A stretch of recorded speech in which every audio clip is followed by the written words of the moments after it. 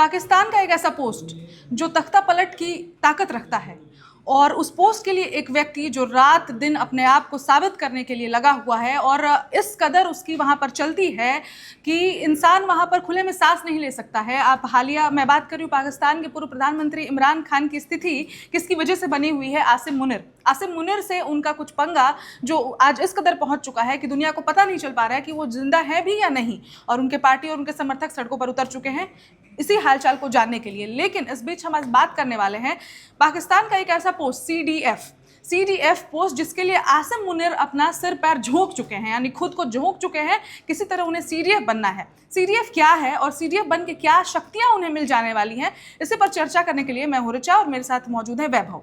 CDF क्या है जिसके लिए आसिम मुनिर ने अपनी पूरी ताकत झोंक दी है?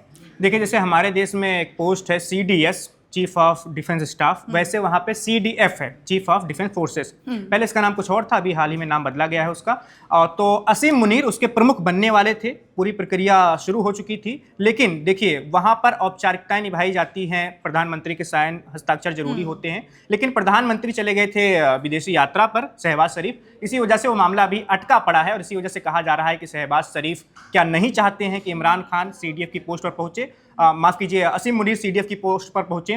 तो इसी को लेकर चर्चाएं हो रही हैं और इन चर्चाओं के बीच में ये भी कहा जा रहा है कि कैसे उनकी ताकत दिन ब दिन बढ़ती जा रही है, वो फील्ड मार्शल की पोस्ट तक पहुंचते हैं और अब वो CDF भी बनने जा रहे हैं। तो इस तरह से बेतहाशा ताकत किसी एक व्यक्ति को मिलना, खासकर वो सेना का प्रमुख भी रहा हो, तो ये चिंता की बात है और ये चिंता वैश्विक समुदाय द्वारा भी जताई जा रही है। विश्व के कई सारे बड़े संगठन जो हैं, जो विश्व की शांति के लिए काम करते हैं, वो भी चिंता जता चुके हैं कि पाकिस्तान में एक सेना के अधिकारी के पास इतनी ज़्यादा ताकत आ जाएगी तो कैसे वो लोकतंत्र वहाँ पर ढंग से काम कर पाएगा। बिल्कुल, मुनिर को दूसरा हिटलर भी कहा जा रहा है। बार बार जो पूर्व प्रधानमंत्री हैं इमरान खान, उनकी बहनें भी उन्हें हिटलर कह रही हैं। और जिस ताकत की बात अभी हम कर रहे हैं, अगर वो उन्हें मिल जाती है तो पाकिस्तान भारत नहीं है कि वो भी एक टर्म लाइन के बाद वो चेंज होता है।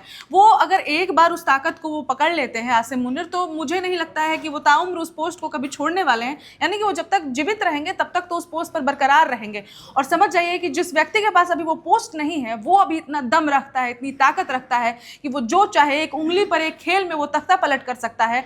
एक खेल में पूर्व प्रधानमंत्री की क्या स्थिति है उस पर भी कोई जानकारी नहीं दे रहा है, उसकी जो मर्जी वो करता है। लेकिन अगर CDF के पोस्ट पर वो बना आता है तो फिर वो विश्व में और पाकिस्तान में क्या खलबली मचाएगा वो तो एक अलग ही बात है, लेकिन उसका असर विश्व पर क्या पड़ेगा ये भी एक बहुत सोचने का विषय है। लेकिन वैभव, इस शुरुआत होती है ऑपरेशन सिंदूर के बाद से ही। जब भारत ने ऑपरेशन सिंदूर को अंजाम दिया था और सफलता पाई थी ऑपरेशन सिंदूर के दरमियान, तो उसके बाद ही ये तुरंत ये शहबाज शरीफ को उसने प्रधानमंत्री बना दिया।